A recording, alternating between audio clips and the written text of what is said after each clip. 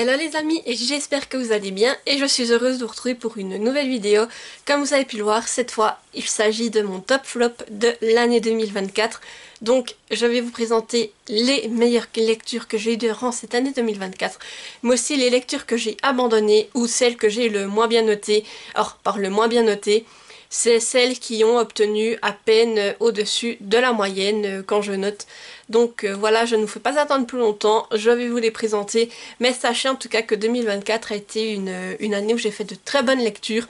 Je ne pourrais malheureusement pas toutes les inclure, donc j'ai décidé de vous présenter en tout cas celles qui m'ont le plus marqué. Et du coup, c'est parti, je vous présente tout ça.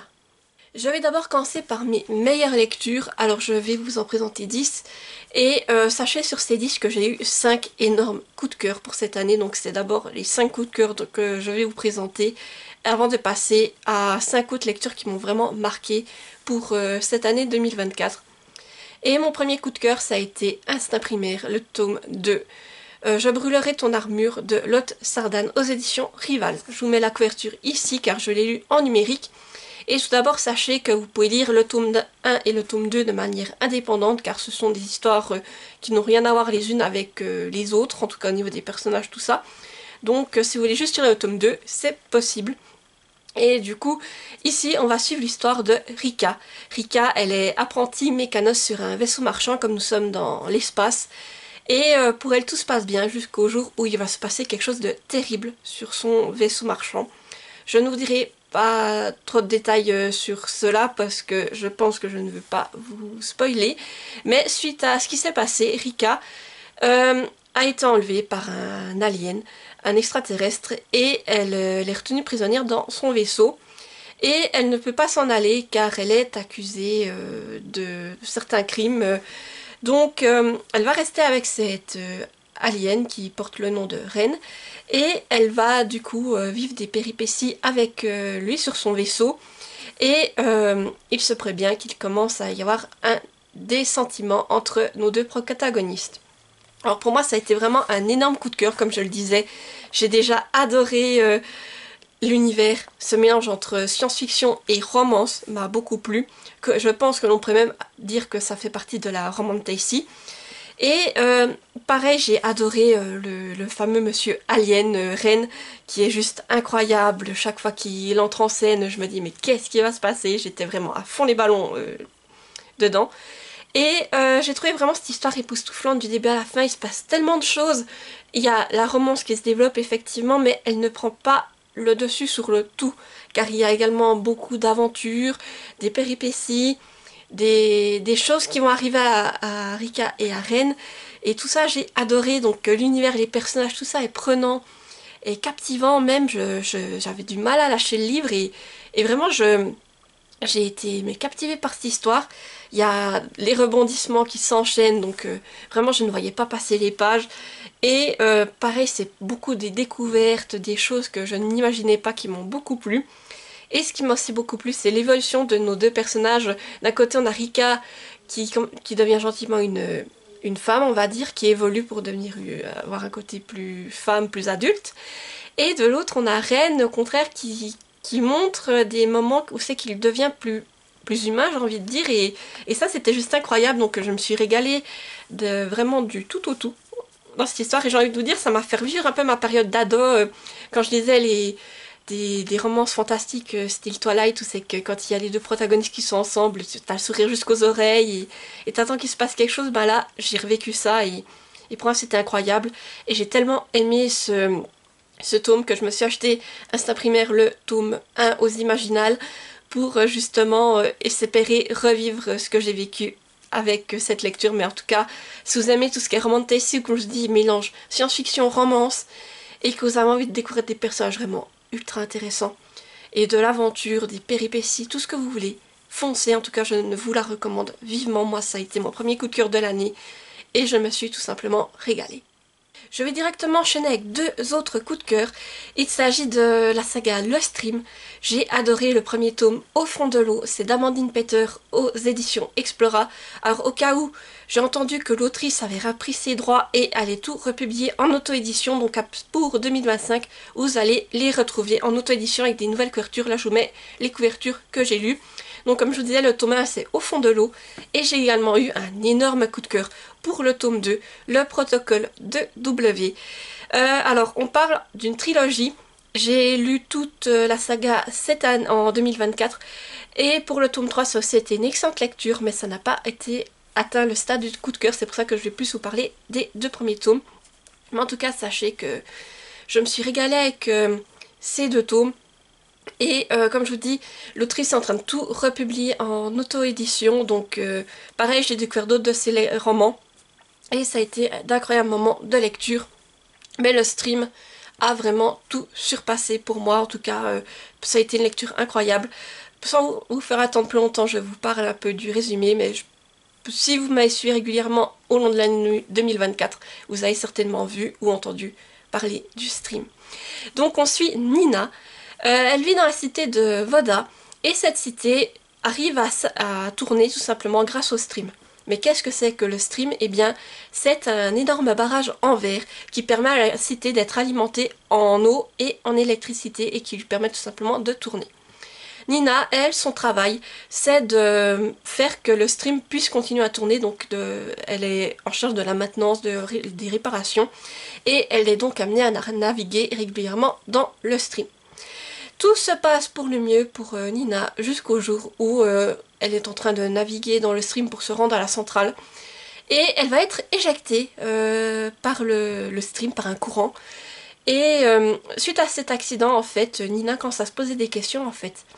Le stream, personne ne sait vraiment d'où il vient, qui l'a construit, pourquoi il est là, comment il est arrivé, en fait. Et aussi, Nina commence à se poser la question, est-ce que cet accident ne serait pas l'œuvre du stream? Est-ce qu'il serait possible que ce gros barrage ait sa propre volonté? Et du coup, on va suivre Nina qui va commencer un peu à mener l'enquête. Alors pour moi, sachez que ça a été un univers tout simplement incroyable.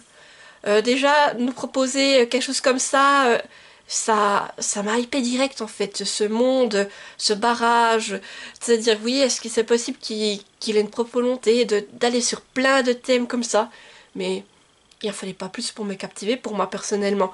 On est sur de la science-fiction qui est juste fascinante, avec ce cours d'eau d'artificiel là au milieu, et moi je voulais en savoir plus en fait tout au long de ces 2 tomes.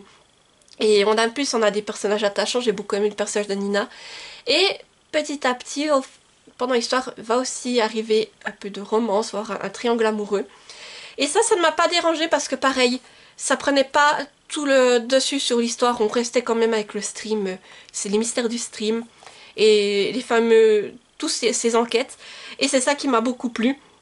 Et pareil, il y a beaucoup de découvertes à travers ces 2 tomes. On recherche les origines du stream, comment est-ce qu'il est arrivé là et tout ça, et tous ces mystères qui sont amenés.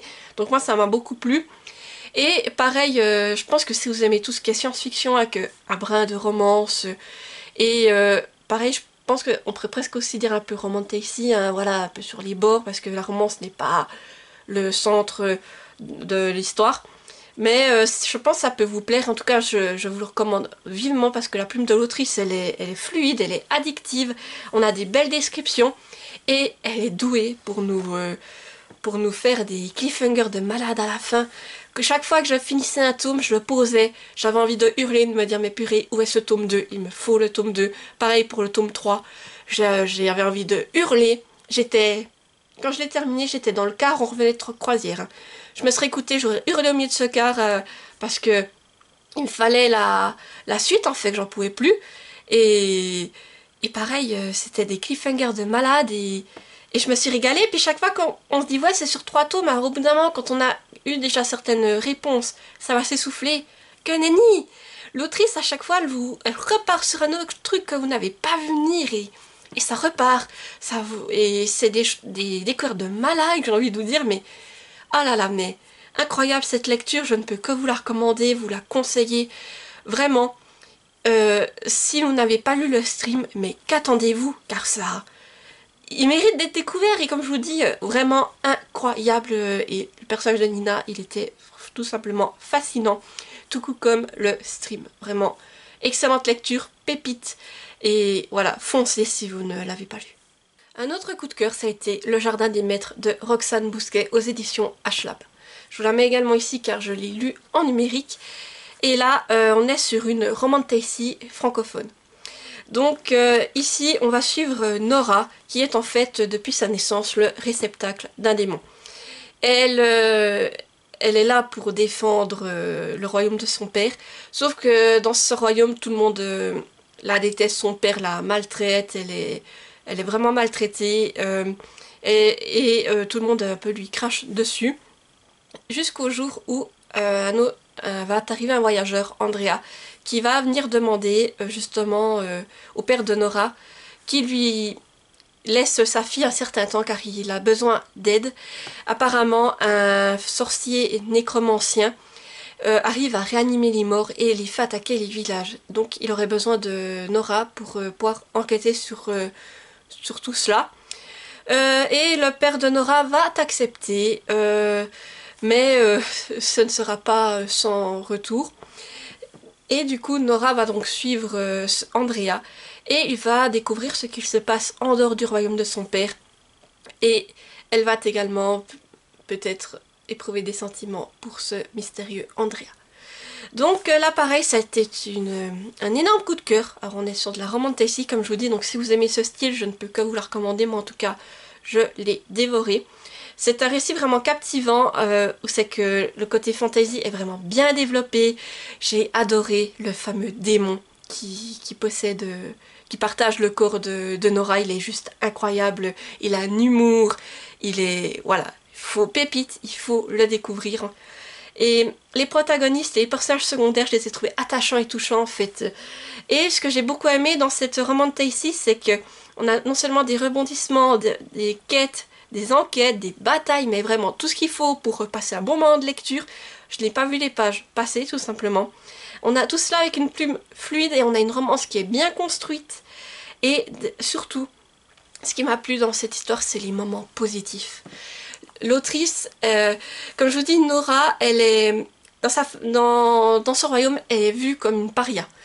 Elle va arriver dans le royaume d'Andrea et là, elle va être elle-même choquée parce que les gens ne la regardent pas de travers, ils la considèrent, ils sont gentils avec elle et ils vont faire avec ses spécificités. Donc la première fois qu'ils vont voir apparaître le démon par exemple, Nora va leur dire ah mais non ça c'est rien, c'est mon démon. La personne va juste être un peu surprise, va dire ah d'accord et puis va reprendre sa vie comme si de rien n'était en acceptant la chose. Et vraiment il y a beaucoup de positifs, d'amitié qui se créent, tout ça c'est très beau. Et pareil pour la romance, on part sur une romance où c'est qu'il y a peut-être une certaine différence d'âge entre nos deux protagonistes. Et notre protagoniste masculin n'a pas l'idée de dire ah non je vais forcer Nora à faire ci, faire ça, alors qu'il pourrait théoriquement. Le père de Nora lui a dit que voilà, il avait sa fille pour un certain temps, il pouvait en faire ce qu'il voulait. Lui, il a juste donné ses conditions. Et voilà, donc non, Andrea, il est pas du tout comme ça, alors il va vraiment laisser la liberté à Nora, il va lui faire découvrir son univers. Et lui aussi va même se remettre en question, à se dire oui, mais ne suis-je pas trop vieux pour espérer une relation avec elle? Et tout cela, j'ai trouvé que c'était bien amené, bien fait, ça. Certes, il y a des moments où il y a des batailles, il y a tout ce que vous voulez dedans, donc c'est plus sombre, mais il y a aussi des moments tellement positifs, des personnages vraiment attachants. Toute personne que vous rencontrez là-dedans, en fait, dans cet univers, vous vous y attachez, et voilà, c'était des bons moments, et comme je vous dis, si j'avais un peu plus de temps, je pense que je me relirais sans hésitation ce livre, parce que vraiment j'ai passé un excellent moment de lecture, c'était positif, j'avais le sourire, vraiment je me sentais bien là-dedans. Et vu comme ça se termine, j'espère de tout cœur qu'il y aura une suite, parce que suite aux éléments qu'on nous amène dans la fin, je pense que c'est possible. Et en plus avec l'univers qu'on nous décrit, qu'il y ait un deuxième tome, et ça, ce serait avec une énorme joie que je me plongerais à l'intérieur. Mais en tout cas, si vous aimez la romantasy et qu'en plus vous voulez découvrir une romantasy écrite par une autrice francophone, foncez. Et comme je vous dis, là vous avez vraiment tout pour vous régaler, entre romance, bons moments et aussi bataille, quête et tout ce que vous voulez. En tout cas, allez-y, je vous la recommande les yeux fermés. Et mon dernier coup de cœur pour 2024, ça a été Frères du Nil de Karine W. Meyer aux éditions La Grande Vague. Je vous mets également la couverture ici car je l'ai lu en numérique. Et là, comment vous dire, énorme coup de cœur également. On est dans un tout autre style. mais c'est passé crème aussi avec moi. Ici, on va suivre deux enfants. L'un est égyptien, l'autre nubien. Nous sommes en période d'Égypte antique et ces deux peuples ne peuvent vraiment pas se voir. Ces deux enfants ont créé une amitié sur les rives du Nil. Et cette amitié, normalement, n'aurait jamais dû voir le jour. Si les gens l'apprennent, ça se passera très mal pour eux. Et on va suivre du coup l'évolution de leur amitié jusqu'à ce qu'ils grandissent et que justement euh, le temps les sépare et les force même à devoir s'affronter. Donc ici, comme je vous dis, on est sur un tout autre style, nous sommes plutôt sur de l'historique. Donc déjà, c'était une très belle histoire, j'ai trouvé. Historique était axée sur l'amitié de ces deux enfants qui était juste incroyable, la manière dont elle se crée, la manière dont on suit chacun, qu'on découvre comment il vit, parce que l'un et l'autre ont deux vies totalement différentes. Et c'est ça qui était bien de les suivre l'un et l'autre tout au long de l'enfance, l'adolescence, à l'âge adulte, et de voir ce qu'ils deviennent au fur et à mesure. Donc ça, j'ai vraiment adoré. Et ce principe, en fait, que dès le début, ils sont censés être des ennemis, mais non, ils se rencontrent, ils parlent pas la même langue, et ils vont tout faire pour réussir à communiquer l'un avec l'autre, pour pouvoir développer cette fameuse amitié qui est interdite, et ça, j'ai trouvé très beau. Et pareil, les chapitres s'alternent tout seul parce qu'en fait, on veut découvrir, quand on est avec l'un, on arrête, on se dit, j'ai envie de revenir avec lui, on suit ce qui se passe avec l'autre, et ça va très vite parce que ça donne du dynamisme, en fait, on les suit chacun. Et surtout, il y a cette idée de les suivre, comme je vous dis, à travers le temps. Donc on les suit depuis très jeune jusqu'à l'âge adulte, et ça, j'ai trouvé beau aussi de voir comment ils évoluent. Comment est-ce qu'on essaye de les faire changer, de leur dire que justement leur amitié est quelque chose d'horrible qui n'aurait pas dû avoir lieu, et, euh, et que malgré tout, ça reste ancré au fond d'eux. Et ça, j'ai trouvé très beau, c'est vraiment magnifique cette amitié qui a été développée là. Et la plume, elle est immersive et fluide en fait. J'ai l'impression d'être sur les bords du Nil avec eux, à voir quand ils passaient du temps ensemble, et voilà. Et le dénouement final, franchement, il est riche en émotions, je me suis régalée. Pareil, là, si vous aimez tout ce qui est historique, Égypte antique, allez-y. Et comme je vous dis, la plume de Karine, elle est incroyable. Pareil, ça a été une lecture... j'ai passé un très bon moment. Et en même temps, chaque fois qu'il se passait des moments durs pour nos protagonistes, ça me faisait mal au cœur. Et voilà. Je ne peux que vous la recommander parce qu'il faut l'avoir lu pour savoir de quoi je parle. Et voilà, pareil, allez-y, vous aurez une très belle expérience. Et voilà, je pense que c'est aussi une autrice qui mérite d'être mise en avant parce que tout ce que j'ai lu d'elle, j'ai vraiment adoré. Et là, Frère du Nil, pardon, ça a été un énorme coup de cœur. Ouais, je mélange mes mots, hein. Vous voyez, cœur. Mais vraiment, un incroyable coup de cœur et vraiment, waouh, c'est tout ce que je peux vous dire. Maintenant, je vais vous parler plutôt des lectures qui ont été des mentions honorables. Il manquait un petit truc pour atteindre le stade du coup de cœur, mais ce sont les 5 lectures qui m'ont le plus marqué aussi durant l'année 2024. Et tout d'abord, j'avais envie de revenir sur De lave, de métal et de rage, le tome 1, Les Semeurs de mort, mais également le tome 2 que je pourrais inclure là-dedans. Donc voilà, je vous parle seulement du tome 1 ici. C'est d'Alexiane Delis aux éditions Michel Lafon. Donc là, au cas où, c'est le préquel de Sang d'écume et de glace, dont je vous ai beaucoup parlé en 2023 ou même en 2024, je sais plus quand j'ai terminé la saga. Mais ici, du coup, on va suivre Victor. Il fait partie des sirènes nordiques, et les sirènes nordiques sont en guerre contre d'autres types de sirènes. Victor, il a la chance de pouvoir participer à la guerre parce que pour les mâles sirènes, ce n'est pas normalement comme ça que ça se passe. Et Victor, lui, il peut participer au combat, sauf que au fond de lui, il sait très bien que quand la guerre sera finie, il doit retourner à sa condition de mâle, et il ne veut pas du tout ça. Donc Victor, il va réfléchir pour essayer de faire que tout cela change. Donc ici, ça a été une excellente lecture, pareil. J'ai trouvé que le préquel était captivant. J'ai beaucoup aimé découvrir l'histoire de Victor. Donc Victor, si vous avez lu De sang d'écume et de glace, vous savez qui c'est plus en détail, mais je ne vous le dirai pas pour ne pas vous spoiler.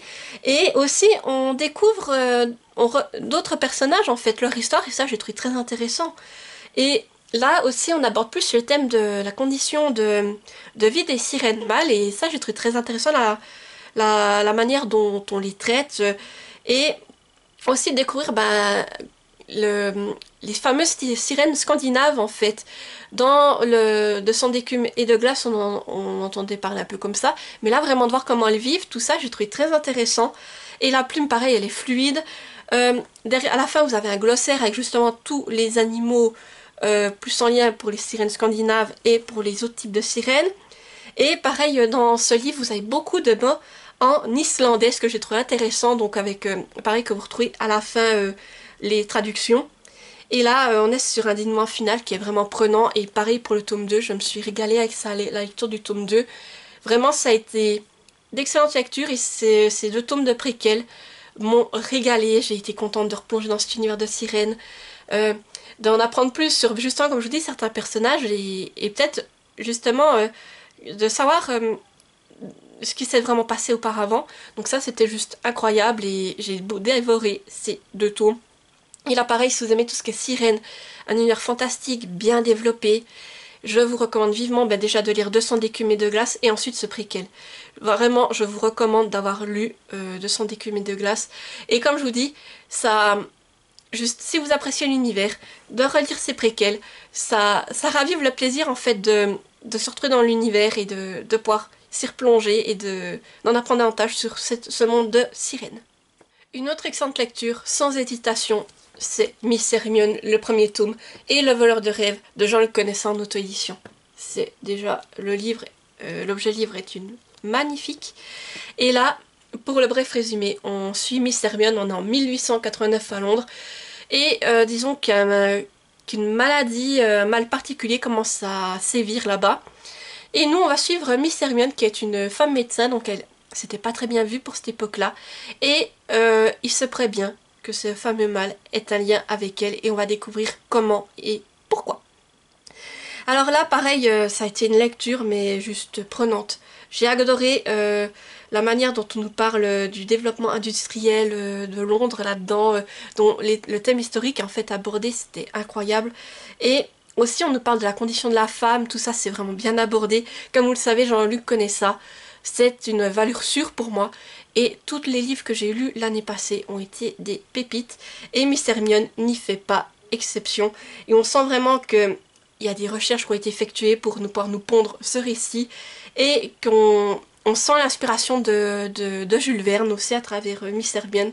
J'ai trouvé les personnages attachants et raffinés, et puis tout cela avec de magnifiques illustrations, si je trouve, juste pour vous montrer, parce que l'objet livre, comme je vous dis, est juste incroyable.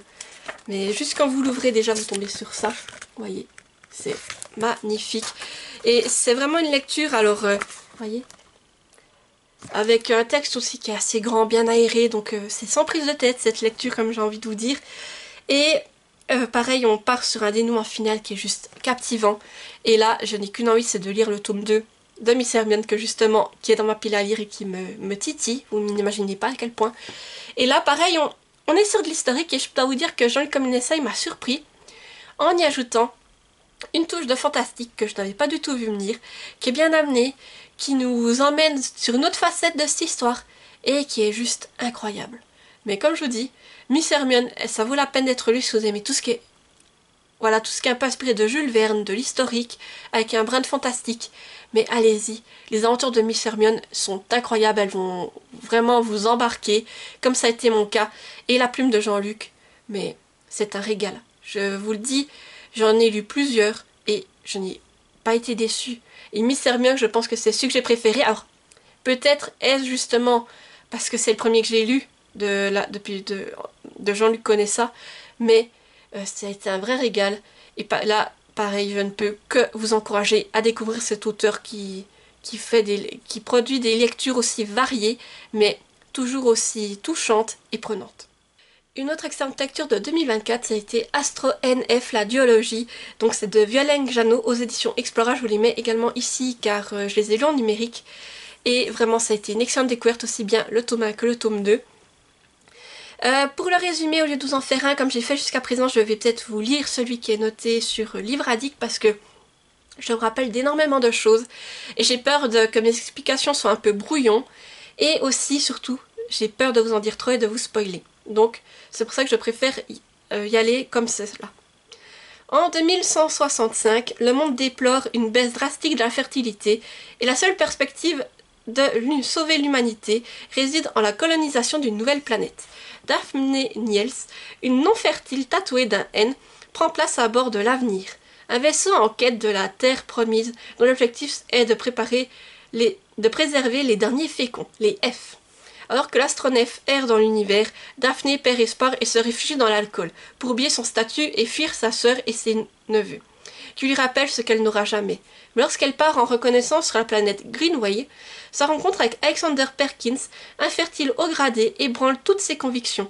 Celle se désespère de ne pas pouvoir avoir d'enfants apparemment, d'autres ne conçoivent pas de sacrifier leur corps au service d'une humanité sur le déclin. Et c'est cette découverte, ce n'est le glas de la révolution. Donc là, pareil, une duologie incroyable. Je me suis régalée en lisant les deux tomes, qui sont très différents l'un de l'autre. Alors comme je vous ai dit, ici on est dans un univers plus de science-fiction, comme vous avez pu le voir. Il y a également de la romance. Mais c'est un récit que j'ai vraiment trouvé prenant, qui met en avant un thème d'actualité avec l'infertilité. Mais tout ça retranscrit, comme je vous dis, dans l'univers de science-fiction. Et on a des personnages authentiques avec des caractères bien définis. Et Daphné, je l'ai adorée. C'est vraiment une intrigue qui est haletante, avec des rebondissements, des émotions. Et surtout, ce que j'ai beaucoup aimé, c'est les sauts entre le passé et le présent, où c'est qu'on découvre la vie sur Terre, et où c'est qu'on revient dans ce fameux vaisseau. Et le dénouement final, il est incroyable. J'avais envie de me jeter sur la suite, et puis la plume est fluide, et puis les descriptions excellentes. Et pour le tome 2, alors, comment vous dire, c'est un autre style. Le premier tome autant se déroule plus dans un vaisseau, mais pour le deuxième tome, on va plus être sur une découverte d'une autre planète. Et c'est ça qui m'a beaucoup passionné avec le tome 2, cette découverte de planète, tout ce qui s'y cache. Et voilà, c'est vraiment... ça ne s'essouffle pas, j'ai envie de vous dire. Que ce soit le tome 1 comme le tome 2, j'ai vécu vraiment cette sensation où c'est que j'étais captivée par ma lecture, que la plume me prenait, j'avais envie de connaître la suite. Le personnage de Daphné, mais comme je vous dis, est vraiment incroyable. Et oui, je voulais en savoir plus. Et le tome 2 a redonné justement le fait de partir sur une autre thématique, en fait. A redonné un nouveau souffle à l'histoire et pareil, m'a captivée. Et ça, pareil, si vous aimez tout ce qu'est la science-fiction, je ne peux que vous recommander cette lecture, elle vaut le détour. Et vraiment, un incroyable moment que j'ai passé avec Daphné, et surtout avec cette histoire, en fait. L'idée est juste incroyable de nous proposer quelque chose comme ça, et pour moi, ça a été un pur régal. J'ai également eu une excellente lecture avec Place d'âme de Sarah Schneider aux éditions PVH. Voilà, je vous montre la couverture, et regardez l'arrière. Alors cette histoire se déroule dans ma région, le Jura, plus particulièrement dans la région des Franches-Montagnes. On va la suivre sur plusieurs temporalités. On va tout d'abord suivre une famille à l'époque où un des membres a été accusé de sorcellerie, et on va voir comment ça se passe pour elle suite à cela. Et ensuite, à notre époque, on va suivre Mathis, qui est un jeune garçon qui vit dans les Franches-Montagnes. Il y a une caserne militaire qui a été construite.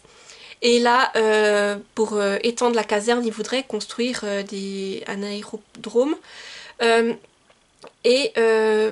Pareil, Mathis va découvrir en fait l'histoire de sa région et va également commencer à voir des espèces de spectres étranges. Donc voilà pour le résumé. Je ne veux pas vous en dire trop car il faut le découvrir. Donc là on est sur une uchronie, c'est-à-dire que c'est un peu de la science-fiction parce que on part d'un point historique, l'histoire de la caserne qui a vraiment été proposée à l'époque mais qui n'a jamais vu le jour. Et là l'autrice fait comme si cette caserne avait été construite et comment serait notre vie actuellement si elle était en activité. Donc ça j'ai trouvé très intéressant et c'était une histoire prenante sur plusieurs temporalités, c'est ça qui est incroyable. D'un côté on redécouvre l'histoire de ma région tout simplement, comment est-ce qu'elle a vu le jour, donc ça n'a pas été modifié, ce sont vraiment des faits historiques, alors on joue entre l'historique et la SF, ce qui est vraiment très intéressant. Et on joue sur plusieurs temporalités également, comme je disais, le passé, le présent. Et par le passé, on suit cette fameuse famille où on parle de sorcellerie, on voit comment la vie n'était pas facile pour eux, suite à justement le fait qu'un des membres soit accusé de sorcellerie, que les autres avaient intérêt de se tenir à carreau parce que on les avait à l'œil. Et dans le présent, on suit ce jeune Matisse qui va régulièrement au musée aider le conservateur, et le conservateur va lui raconter comment ça s'est passé à l'époque pour la création de nos cantons, mais aussi toutes les rébellions qu'il y a eu pour que la caserne ne voit jamais le jour. Et pareil, on va découvrir aussi petit à petit pourquoi Matisse voit ces revenants, et ça c'était tout bonnement incroyable. Pareil, les différents protagonistes, comme je vous dis, j'ai beaucoup apprécié tous les protagonistes qui nous sont proposés dans toutes les époques.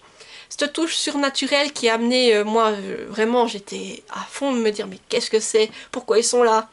Et tout. Et pareil, on est sur une plume qui est poétique, mais simple, et qu'on veut dévorer, tout simplement. Et pareil, si vous connaissiez la région des Franches-Montagnes, je peux vous dire que là-dedans, on retrouve de magnifiques paysages qui justement, qui vont très bien avec ce décor, qui lui rendent honneur justement à ce décor, parce que c'est une région qui est juste incroyable. Si une fois vous venez dans ma région, mais allez aux Franches-Montagnes, ce sont des plaines avec des énormes sapins, mais magnifiques, avec de la nature à perte de vue, c'est magnifique. Et là pareil, le dénouement final, mais il était tout simplement retentissant et émouvant. J'ai adoré, j'ai passé un très bon moment.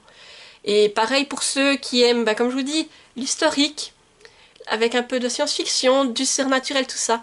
Allez-y, découvrez La Plume de Sarah. Elle vaut le détour, et cette œuvre, pour moi, est une vraie pépite. Je me suis régalée, j'ai passé un excellent moment de lecture, et j'aimerais vraiment la relire, parce que rien que de vous en reparler, je revois tous ces moments, tout ça, et vraiment, j'ai adoré. Et j'ai également passé un excellent moment de lecture avec Les Brumes du Clos du Doubs de Jacques Jeanneret aux éditions Slatkin. Je vous le mets également ici. Je l'ai en papier, mais je l'ai prêté à ma maman qui est actuellement en train de le lire. Donc comme je ne sais pas où la ranger, je préfère vous le mettre ici. Ce sera plus simple. Donc ici, pour faire un résumé, nous sommes en 1931, également dans ma région. On va suivre une famille dont la fille, Hélène, qui a 14 ans, va tomber malencontreusement enceinte sans être mariée. Pour la famille, ça va être quelque chose de très dur à encaisser, et ils vont devoir prendre des décisions pour juste avant que les gens commencent à jaser, tout simplement, à discuter contre eux, surtout en sachant que à cette époque-là, c'était très mal vu, et que tout était dicté aussi, que c'était très religieux, donc une femme qui n'avait pas d'enfant, qui n'avait pas de mari et qui tombait enceinte, n'était pas très bien vue, et disons que tout le village était rapidement au courant. Donc on va suivre l'histoire de cette famille. Alors ici c'est un récit historique qui est tiré d'une histoire vraie, que vous sachiez, et je trouve vraiment intéressant le fait d'en apprendre davantage, déjà sur comment ça se passe à l'époque. Alors j'ai eu des échos, hein. Je veux dire, quand j'étais petite, ma grand-maman me parlait beaucoup de comment ça se passait à l'époque. Et bien là, j'ai pu en apprendre encore davantage sur comment était la vie à cette époque. Et aussi, je trouve que la mentalité de l'époque est bien représentée, le fait de... On a beaucoup cette idée, mais quand dira le voisin, que vont dire les gens, que tout ça, et puis le fait que comment est-ce que ça va être vu vis-à-vis du Seigneur, et que justement le curé était un peu... on allait beaucoup lui demander des conseils, donc ça je trouve que c'était très bien représenté. Et ce qui est intéressant, c'est que tout au fil de l'histoire, on va suivre 3 générations. Comme je vous dis, on suit à la fois la famille, sur cette famille en fait, hein. C'est ça qui est vraiment très intéressant, et que j'étais prise dedans, car on voit comment ça évolue, tout cela, et comment tout ce qui va arriver à cette famille suite à cet événement. La plume, j'ai trouvé qu'elle retranscrivait bien les éléments et les tourments en fait qui assaillent cette famille. Comment chacun le vit, parce que c'était pas une petite famille, hein, ils étaient un certain nombre, et à la fin on a l'arbre généalogique, donc on voit vraiment combien ils étaient, et comment ça les a touchés. Et pareil, ce que j'ai beaucoup apprécié, c'est que dans cette histoire, on parle à la fois, comme je vous dis, de ma région. C'est un petit village paysan, donc on voit comment c'était la vie, comment il fallait aider ses parents parce qu'il fallait bien faire des réserves pour se nourrir en hiver, que les hivers étaient rudes, hein. Et justement, ce que j'ai beaucoup apprécié aussi, qui est un lien direct avec ma région, c'est qu'on a beaucoup de mots tirés du patois jurassien qui sont là-dedans. Et justement, le patois était très utilisé à cette époque. Alors ça, j'ai trouvé très intéressant de le mettre, ça rend encore l'histoire plus réaliste. Et aussi, comme je vous dis, de savoir que ça s'est vraiment passé, ça m'a vraiment plu, cette histoire. Voilà. Pareil, comment vous dire, il faut l'avoir lu pour comprendre exactement de quoi je vous parle, mais si vous aimez tout ce qui est historique, que vous avez envie d'en savoir un peu plus et de suivre une famille sur plusieurs générations et de voir comment elle va vivre suite à cette annonce, je vous recommande vivement de lire cette lecture et comme je vous dis, moi en tout cas, j'ai passé un excellent moment de lecture, j'en ai appris davantage sur ma région, sur comment ça se passait à l'époque et je trouve que c'est très important justement d'en apprendre davantage sur l'histoire, toutes ces choses-là. Et moi en tout cas, ça a été une très belle découverte et je ne vous la recommande vivement. Et maintenant on va passer à mes moins bonnes lectures, donc là j'en ai mis 5. Alors on va tout d'abord commencer avec mon seul abandon de l'année 2024. J'ai abandonné Double Jeu de Byron de Rusnar et Alexandre Philippe. C'était une histoire avec deux jeunes qu'on va suivre durant leurs études et voir comment est-ce qu'ils vont essayer de gagner de l'argent, leurs amourettes, tout cela. Alors sur le papier ça avait de quoi me plaire et j'ai dit la maison d'édition c'est les éditions Le Lys Bleu au cas où, je sais plus ce que je dis. Et ça partait plutôt bien hein, comme c'était présenté, alors je me suis lancée. Sauf que très vite en fait je me suis rendu compte que j'ai pas adhéré à la plume. Et déjà aussi, j'arrêtais pas de m'emmêler les passants entre les personnages parce que des fois on les appelle par le vrai nom, des fois c'est des surnoms. Et au bout d'un moment, j'ai quand même été jusqu'à 50%.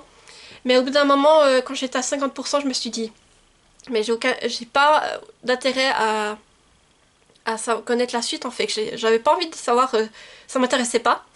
Et du coup, je me suis dit que je l'ai abandonné tout simplement parce que j'étais pas à fond dedans.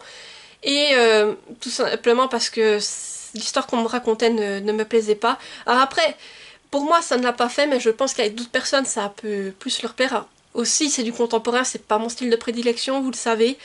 Et alors, comme je vous dis, peut-être que d'autres personnes ça leur plaira. Moi, comme c'est mon opinion, c'était pas, sur le moment c'est pas ce que je voulais.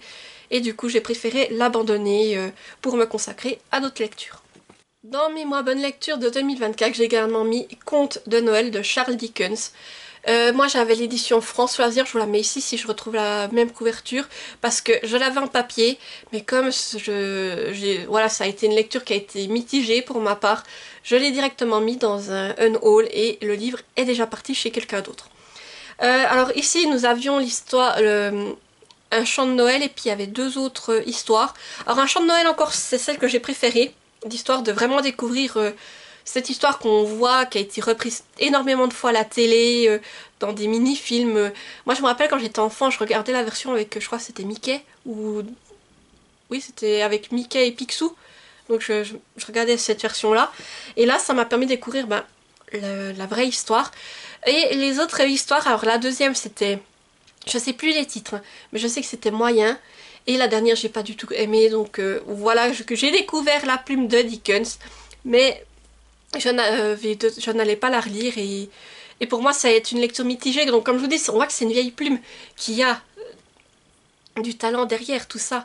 Mais pour moi, c'était plus compliqué de me mettre dedans. Et du coup, voilà, je suis contente d'avoir pu découvrir Charles Dickens. Mais ça s'arrêtera là. Dans les lectures que j'ai également le moins appréciées en 2024, j'ai mis Caraval, le premier tome de Stéphanie Garber aux éditions Le Livre de Poche Jeunesse. Je vous montre la couverture. Donc pour le bref résumé, on suit Scarlett et sa sœur Donatella qui vivent sur l'île de leur père et disons que tout n'est pas très joyeux là-bas.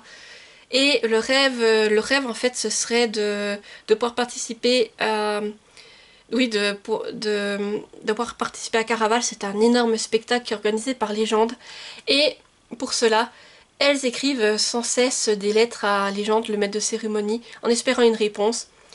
Et Légende ne leur a jamais répondu.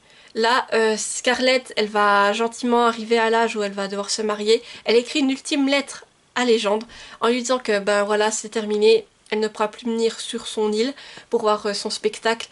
Et à cette lettre, justement, Légende va lui répondre et va l'inviter, ainsi que sa sœur, à venir participer à Caraval.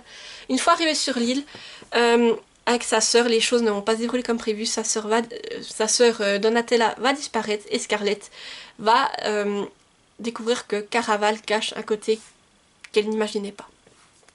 Donc ici, voilà, c'est une lecture où c'est que j'étais vraiment mitigée parce que j'en attendais beaucoup, j'en ai entendu parler en bien justement et j'en avais certaines attentes et ça n'a pas été le cas. Je pense déjà ce que j'ai pas trop apprécié, c'est que entre les deux sœurs, je voyais vraiment une grosse, comment dire, un certain lien, on va dire, qu'elles soient très proches, que très, oui, je sais pas comment dire, mais ça n'a pas été le cas. Je l'ai trouvé, oui, je voyais pas ce lien justement entre elles.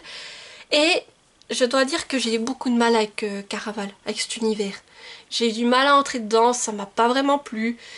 Voilà, ça a été vraiment mitigé. Alors autant il y a des éléments, on sait pas sur quel pied danser, si c'est vrai, si c'est faux, tout ça, à quoi se fier. Mais pour ce qui est de l'univers Caraval, alors vraiment j'ai eu du mal à entrer dedans.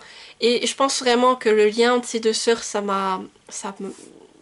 pensais pas que ce serait comme ça et c'est peut-être aussi ça qui a fait que j'ai pas trop apprécié. Donc je vais encore lire le tome 2 et suite à mon avis du tome 2, ce sera soit ben, j'abandonne la saga ou soit je continue avec le troisième tome et je vais au bout. Mais là pour ce tome 1, sachez en tout cas que c'est vraiment un avis très mitigé pour ma part et que j'ai eu beaucoup de mal avec cette histoire. Dans mes plus mauvaises lectures, j'ai également mis La malédiction de Hightmoor d'Erin à Craig aux éditions Casterman, oui c'est ça. Et là pareil, je pensais que je m'en attendais beaucoup et j'ai été déçue au final. Ici pour faire le résumé, on est à Hightmoor et dans ce domaine, le duc avait 12 filles, sauf qu'il en a déjà perdu 4, elles sont toutes décédées à une année d'intervalle et de manière, on va dire, mystérieuse. On sait comment elles sont mortes, mais quand même, le mystère persiste. Le duc, voulant protéger ses filles, il essaye de les faire le moins sortir possible. Mais ce n'est pas du goût de ces filles et un jour elles vont trouver une porte dans une grotte qui leur permet de se rendre où elles le souhaitent et justement d'aller à des balles. Sauf que petit à petit, l'une d'entre elles, Anna Leight, je crois qu'elle s'appelle, va décider de mener l'enquête sur la mort de ses sœurs et découvrir à quoi est liée cette malédiction. Est-ce qu'elles sont vraiment maudites, toutes, ou est-ce qu'il y a une explication logique à tout cela? Donc, vous voyez, déjà le résumé, ça a de quoi plaire. Je me suis dit, oui, une légende, une malédiction, voilà, ça promet. Alors là, tout d'abord, je ne savais pas, mais on est sur une reprise du conte Le bal des 12 princesses. Alors, j'ai découvert le conte après coup, mais effectivement, on retrouve les éléments clés du conte. On est dans un univers qui est plutôt sombre, alors ça m'a beaucoup plu. Et on a, comme je vous disais, c'est une notion de malédiction, et à un moment donné, on tourne sur le paranormal, avec beaucoup, on parle également de mythologie, et ça m'a plu. On est aussi, ce qui m'a beaucoup plu, c'est le dénouement final qui était retentissant et émouvant. Mais par contre, c'est que j'ai beaucoup de mal, c'est que j'ai trouvé beaucoup de longueur. Alors il y a des scènes, c'est que je voyais pas l'intérêt de les faire durer autant longueur. Je pense notamment à un chapitre où c'est que on déexplique toutes les paires de ballerines que toutes les princesses ont reçues en disant bah elle en a eu des vertes, elle en a eu des violettes, etc. Et moi je me disais mais est-ce que c'est long, qu'est-ce que c'est long? Et j'ai hésité plusieurs fois à l'abandonner parce que je me disais est-ce que tu as envie de connaître la suite? Et là quand même je me disais oui j'ai envie de savoir en me disant peut-être que dans le dénouement final il y aura un truc vraiment retentissant et puis que je vais me retrouver sur les fesses, mais ça n'a pas été le cas. Hein. Et voilà, donc comme je vous disais, j'ai trouvé beaucoup de longueur dans cette histoire, donc au bout d'un moment, je les ai un peu en diagonale. Le dénouement final pour moi, alors comme je vous disais, effectivement il se passe des choses, mais ça reste quand même flou pour ma part parce que j'ai pas tout compris, je vais être franche. Et on nous met une romance à un moment donné dans l'histoire, mais vraiment elle m'a pas convaincue cette romance. Et vraiment le fait qu'aussi qu'on mette vraiment l'accent sur des éléments qui n'étaient pas très importants de mon point de vue. Tout ça, ça tirait en longueur, ça fait que peut-être si on avait enlevé tout ça, j'aurais plus apprécié ma lecture. Et après, comme je vous dis, pour moi, le fait d'avoir un dénouement final où c'est que oui, ok, on nous a tout expliqué, mais que je ne sais pas trop quoi en penser, donc ça aussi, ça m'a vraiment déçue. Et voilà pourquoi j'ai un avis assez mitigé. Voilà, je suis contente d'avoir pu le lire, d'avoir pu me faire mon avis dessus, mais voilà, c'est un avis mitigé. Alors après, ça peut plaire à certaines personnes, hein, cet univers, la reprise de compte, tout ça, ce côté sombre. Mais moi aussi, ce que je pense qui m'a déçu, c'est quand on partait sur le paranormal. Moi, je voyais des fantômes, tout ça, et je me disais, ah, il y a peut-être... ça va peut-être plus s'axer là-dessus. Et puis, en fait, au bout d'un moment, ça a tourné totalement dans autre chose. Et puis, si on serait resté sur le paranormal aussi, peut-être ça m'aurait plus plu. Mais voilà, parce que c'est comme je vous dis, c'était mitigé dans le sens que tout d'un coup il y avait un élément, je me disais ah ouais là ça va peut-être repartir et puis ouais j'étais de nouveau à fond dedans et après je revoyais que ça retraînait en longueur ou bien qu'il y avait l'histoire d'amour qui arrivait, tout ça et je me disais pff. Voilà, donc j'en suis arrivée au bout, mitigé pour ma part et comme je vous dis vraiment j'ai eu mon dénouement final mais je ne sais pas quoi en penser et puis vraiment je ne me rappelle déjà plus que pour vous dire parce que vraiment même moi je n'ai pas compris ce que l'autrice a voulu nous dire là-dedans. Et une de mes plus mauvaises lectures également de 2024 ça a été La guerre des clans Short Adventure, l'écho d'étoiles du tonnerre d'Eren Hunter aux éditions Pocket Jeunesse. Je vous mets la couverture ici car c'était une lecture en numérique. Et ici, alors ce sont des toutes petites nouvelles donc sachez juste qu'on va découvrir l'origine d'une tradition de la guerre des clans. Donc, déjà ce que j'ai bien apprécié c'est que c'est des histoires courtes et prenantes et là on revient au niveau de du cycle 5 de la guerre des clans où on va découvrir le début des clans. Et ce que j'ai beaucoup aimé c'est qu'on voit au départ encore les clans étaient encore assez soudés, ils s'entraidaient et on est confronté aussi au doute du meneur Étoile du Tonnerre et aussi une nouvelle menace va planer sur son clan qui va le faire encore plus douter.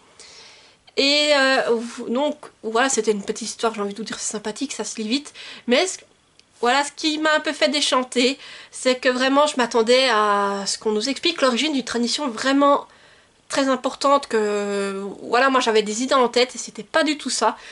Et là vraiment c'est ma hype est retombée d'un coup. Et pareil, pour ces petits hors-série, j'ai l'impression qu'il y a peut-être moins d'efforts qui sont fournis soit par les autrices, soit par la traduction, parce que j'ai retrouvé des soucis au niveau de la syntaxe. Voilà, donc voilà, c'est pas le pire, vous me direz, mais je retrouve toujours dans ces petits hors-série. Et pour ce tome, je sais pas, mais quand je l'ai fini, je me suis dit oui, alors j'en ai lu plusieurs déjà de ces petits tomes. Et celui-là, je me suis dit ouais, c'est pas celui que j'ai trouvé le plus intéressant.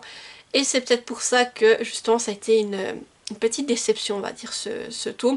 Après j'étais heureuse de retrouver les clans au début, d'avoir un peu une suite au cycle 5, qu'est-ce que je dis, oui au cycle 5, mais un retour un peu mitigé sur ce petit hors-série et j'espère que les prochains me plairont davantage. Et voilà, j'arrive au bout de ce top flop. N'hésitez pas à me dire en commentaire quelle a été votre plus belle lecture de 2024 et votre pire déception. Comme ça, voilà, que je puisse également voir les vôtres. Et n'hésitez pas à me dire en commentaire si vous avez lu certains de ces livres, ce que vous en avez pensé. Ou comme d'habitude, si vous êtes trop timide pour laisser un commentaire, vous pouvez me mettre les emojis, vu que là on part du top flop, l'emoji pouce en l'air, pouce en bas.